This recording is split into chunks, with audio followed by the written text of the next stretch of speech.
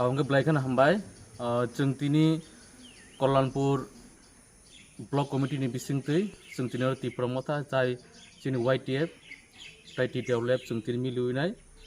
जों तिनी कल्याणपुर PSO जों कायसा मामला साबमिशन खायगा ताम निहिंखाय जों जतन साइमनो बानर जतन साइमाना जे थानाय 26 तारिख मे 2022 नि सालो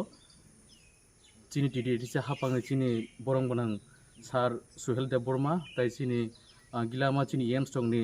जे परा कायसे ब्लेम खायनाय जे सेंदन पत्रिका ताई कुबुइलामा ताई सामप्ली देव बर्मा नि फेसबुक अकाउंट जे चिनी ईएम रगनो 10% 20% ताई 15% खाय जे कॉन्टेक्ट दारंनि थानिबो